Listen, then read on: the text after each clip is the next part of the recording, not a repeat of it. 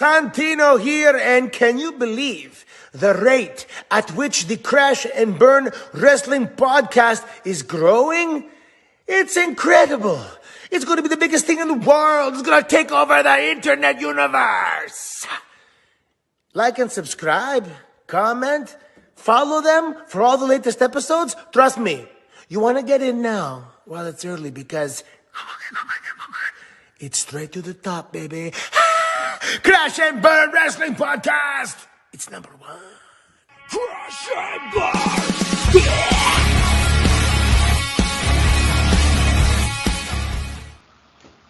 Hello, everybody. Welcome to another edition of the Crash and Burn Wrestling Podcast. Welcome to Season 3, Year 3 of the podcast. We are kicking off Year 3. With myself and AJ, we are the two lucky people to kick off Year 3. And the pay-per-view that is going to be kicking off Year 3 is the 2018 Backlash. Or Backlash. This was around the time when Backlash didn't have the WrestleMania name in it. Now it's called WrestleMania Backlash. Fuck WWE for that. Awful. So yeah, I can understand why they named it that, but it's kind of random. Yeah, bullshit. Yeah, 'cause it's like the Backlash after WrestleMania. Bullshit. So, yeah, nonetheless, Backlash 2018 took place on May 6, 2018, at the Prudential Center in Newark, New Jersey, the site where AEW debuted on TBS, where Dynamite debuted on TBS, and I was honored enough to be there. Nice. Person. So yeah, this was like the first one when Raw and SmackDown started doing co-branded pay-per-views again. They said together for the price of one. The tagline was Raw and SmackDown together for the price of one. Which, okay, interesting tagline. And that was anyway. actually a great move from WWE, to be honest, because I hated the fact, like... So, AJ, come on in since you already want to talk. Alright. What's up, everyone? Welcome to the fastest rising podcast of professional fucking wrestling, the Crash and fucking Burn Wrestling Podcast, where we are reviewing Backlash 18. And yeah, I hated the fact like Raw and SmackDown has separate pay-per-views, but now they do it together, which is great. But that was a great move, yeah. But anyways, and I hate the fact that WWE now names it as after WrestleMania Backlash, which is an awful move, and it's basically rematch of WrestleMania. So yeah, and if you go to what I have in my hand, it's this new Ultimate Edition Bliss, Alexa Bliss. Also, I already forgot to introduce AJ to this, but Alexa, fuck off. Okay. Well, AJ is now known as the Dumbass. Yep. So, ladies and gentlemen, the Dumbass, AJ Anzalone. Well, he already came in, but it's okay. And I just finished up my ice cream. Of course you did. So, anyways, you want to get to the matches, AJ? So this was the pre-show match. Ruby Riot defeated Bayley. What? No way. Okay. I remember watching this match live when it was airing live on WWE Network. Oh yeah.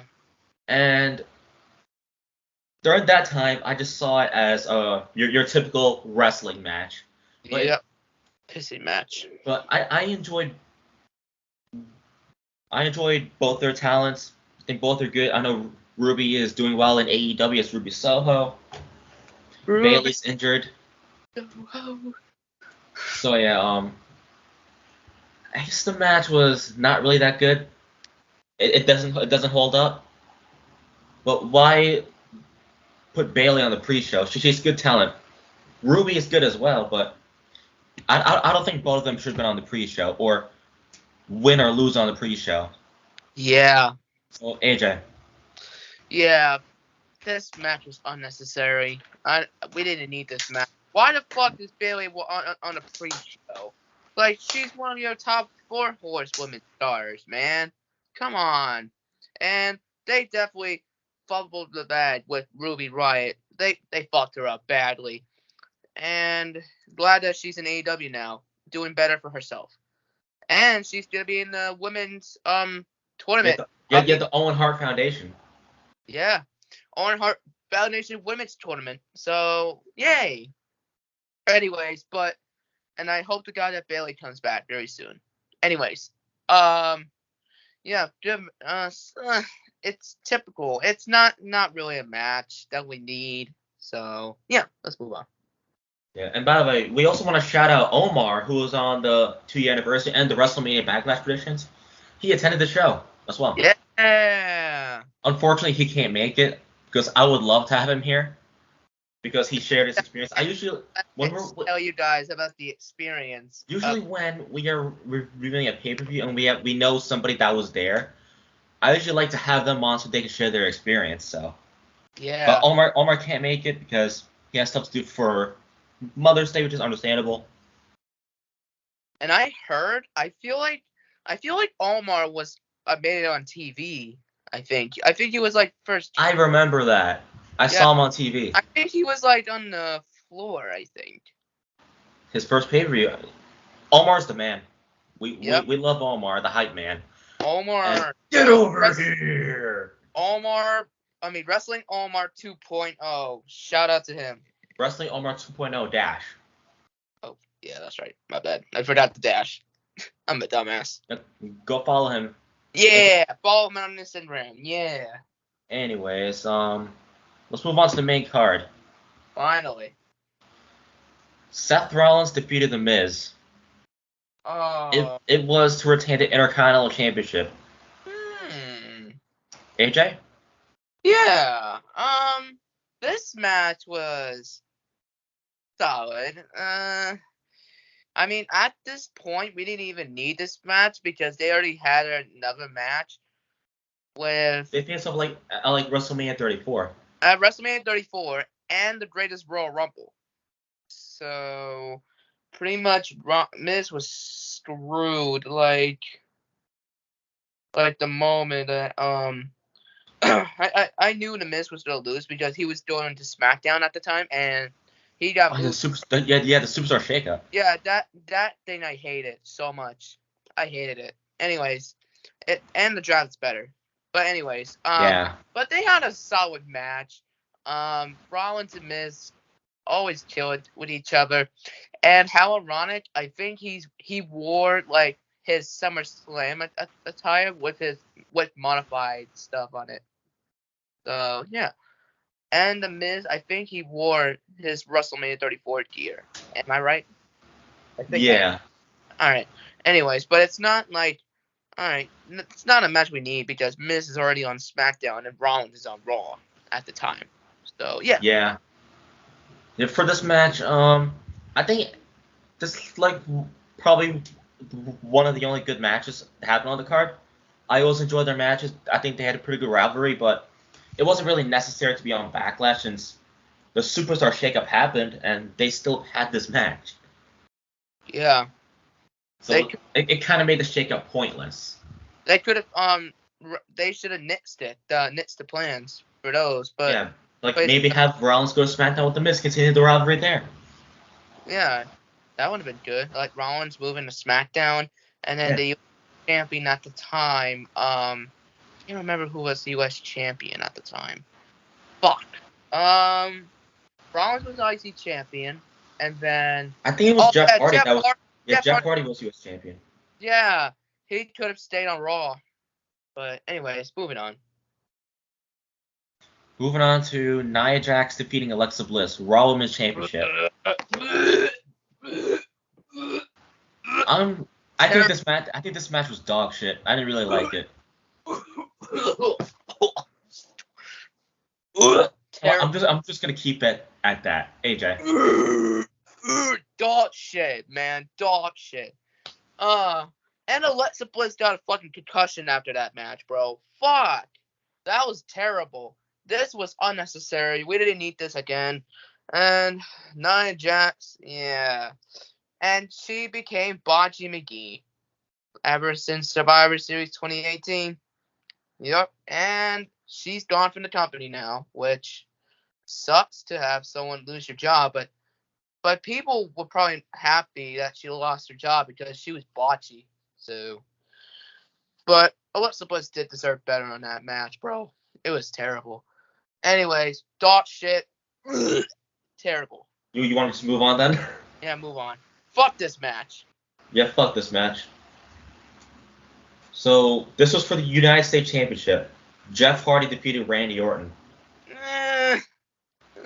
I like both of them and all, but I think this match wasn't really it. No. I mean, they're good, but they just weren't like booked right in the match. The pacing was off. What the fuck was that? So AJ, go ahead. Okay. What the hell, man? I mean, it's starting to put a rivalry for Randy Orton and Jeff Hardy, but later on, Randy Orton turned heel and everything and feuded with Jeff Hardy after this. Like even though they had a match, it was solid. Definitely not the best match out of them. Anyway, it was definitely solid. I thought some of their other matches were good. Yeah, it's for example the Hell in a Cell match they had later that year. I think that was better than the Backlash 2018 one. Yeah, and the title was on the line. Yeah. It was a good dream match. Oh my god, this match. Oh, Next match. Oh no. Daniel Bryan defeated Big Cass. That was a shitty build-up and a shitty match. Okay. AJ, go ahead. Something about here. Big Cass was one of my favorite wrestlers in 2018. He was. Like, ever since he got injured, he became one of my favorites. And I mean, ever since I got into wrestling, he's been a fan of mine. Like, he's 7 feet tall. And you can't teach that.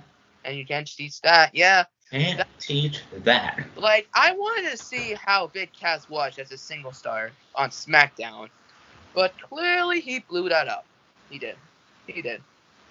And he got released because of that. Anyways, but this rivalry made me a little bit uncomfortable, because it's pretty much making fun of Daniel Bryan because he is short, which I can say it's true, but you can't really make the fun of. You cannot make fun of a man who is short, for real. Like, it doesn't matter if you're tall or short or not. Just don't make fun of people based on how they are, But, yeah. And that goes for everyone here on this podcast, in the comment section. Yeah, size does matter. Size does matter, and please do not make fun of people, Yeah, don't. Anyways, shitty rivalry. This led to, after this feud was ended on Money in the Bank later that year, Big Cass got released because of his behavior backstage. Yeah, pretty much pissed a lot of people off. Anyways, but not the best. How about Carmella defeating Charlotte Flair, SmackDown Women's title match? Wait, what's this? Okay. I don't care. Don't care. Fuck that match. You don't care? You want to pass? Yep. Yeah, this rivalry, they can have better matches than this one. Yep. I think Carmella, I thought she was a decent SmackDown Women's champion, but pretty much her matches could have been a little better, especially with Charlotte. And then, they added James Ellsworth at the same pay-per-view that Big Cass wrestled in, and I don't know, man. I mean, some people might not support James Ellsworth, some people do now, but I mean, I'm glad that James Ellsworth is a happy man and married and everything, but at this point, James Ellsworth didn't need to come back. I mean, it was good to see him back at one point, but it could have been one-time thing, though. You didn't have to, for the next few weeks and all that. And Paige eventually fired him, which is good, and then moved back. Yeah, this was, and then And you know what? During this period, James Ellsworth was actually on GTS until he came back to WWE for a little bit, and then came back to GTS later, and then allegations came in against him, but turns out it was not true. And yeah, but this match sucked. I don't really fucking care. And Carmella had a decent run with the women's title, but it was definitely not the best because it's pretty much overshadowed by James Ellsworth. So. Yeah. Anyway, So. next match. Oh my god, you might go on a rant about this. AJ Styles versus Shinsuke Nakamura ended in a draw. This was a no disqualification match for the WWE Championship.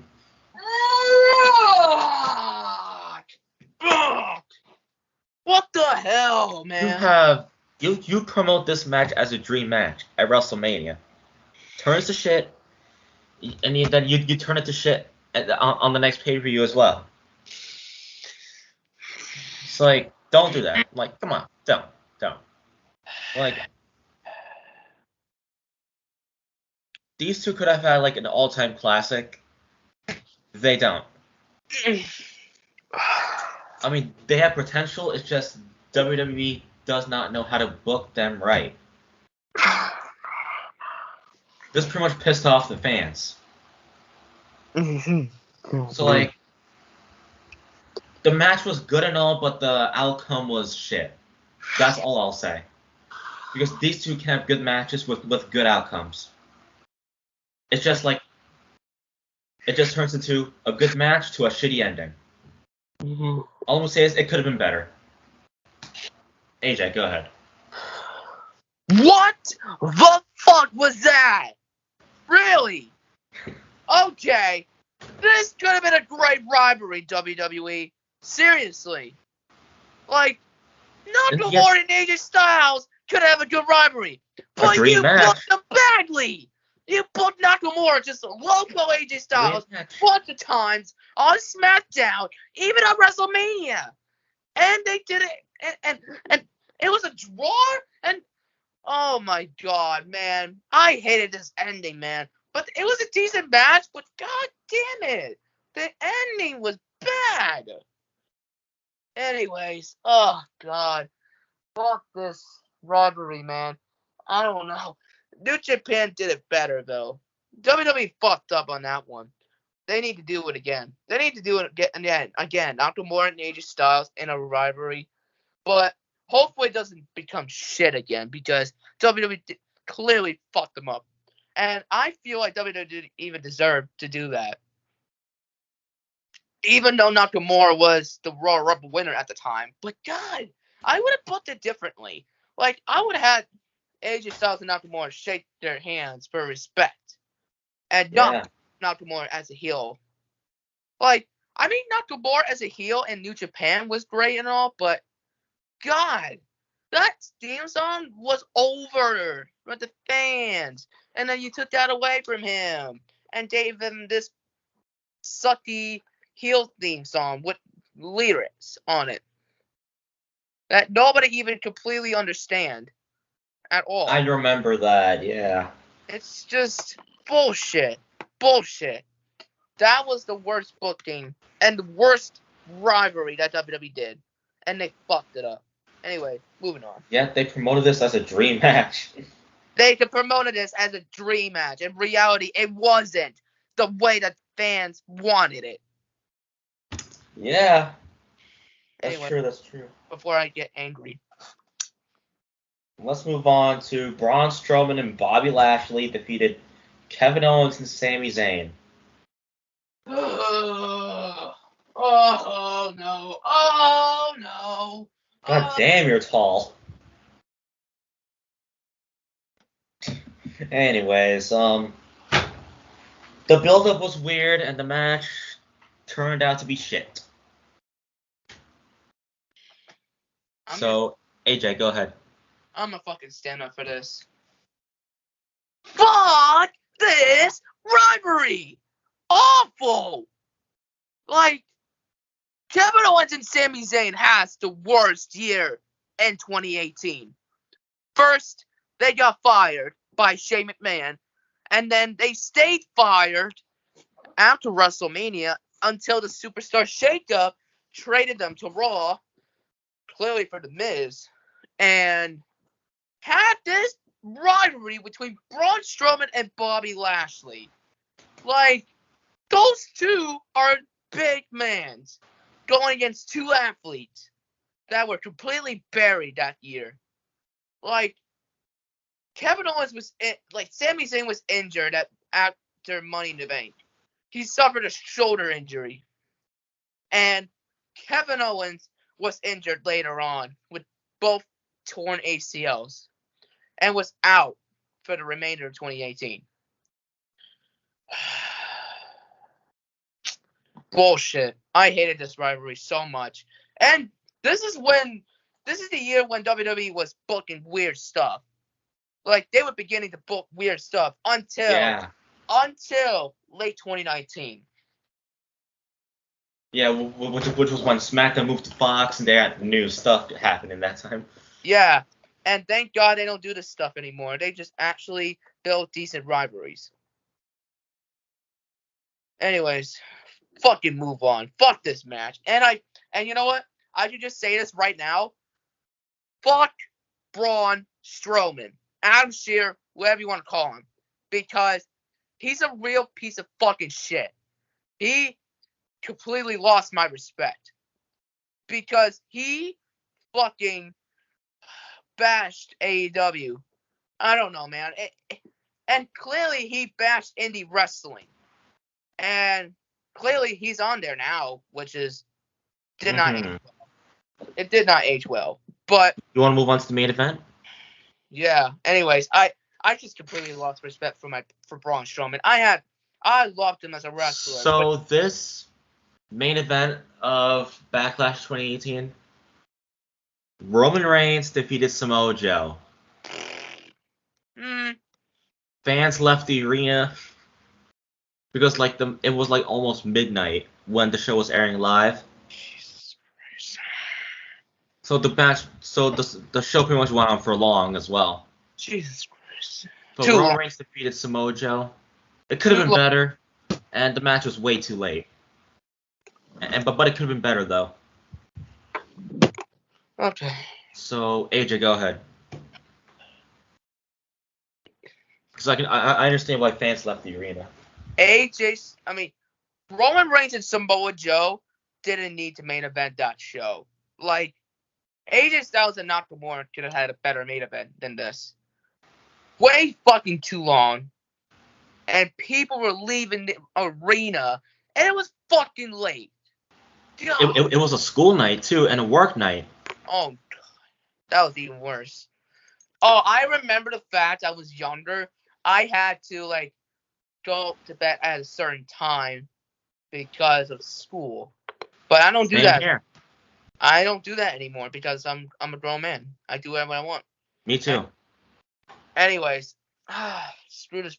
It was a complete waste of my time. Anyways, moving on. Fuck this pay-per-view. Yeah. So, let's move on to the ratings. AJ, how would you rate it? I'm giving this a 4. I'm gonna give it a 4 because two matches were decent, but one of the two matches had a shitty ending. So you know what, a 4 as well for me. But others, the rest of the show is shit. So thank you guys for watching this episode of the Crash and Burn Wrestling Podcast, where we kicked off season 3 of this podcast, and we hope you all enjoyed. And our next episode is the review for tomorrow's WrestleMania Backlash, and after that will be Extreme Rules 2016 review. So yeah, we look forward to you guys watching those episodes, and yeah, we'll see you then. Subscribe to Moshcast and Cinematic Analysis. AJ, go ahead. Alright, guys. Thank you guys for watching another episode of the fastest rising podcast of all professional fucking wrestling. The fucking Burn Wrestling Podcast. where we reviewed possibly the worst show in 2018, Backlash, or Fatlash, or 2018. Backrash, or Backass, because it was ass. Anyway, pretty much Backass or Backrash, because it's a rash and a back. Get it? Yeah, old man jokes. Anyways, fuck this pay-per-view. Terrible. And you guys watch it. I'm out. Peace. All right, we'll see you for the review for WrestleMania Backlash. Enjoy the show tomorrow. Bye. Bye. Crash and burn!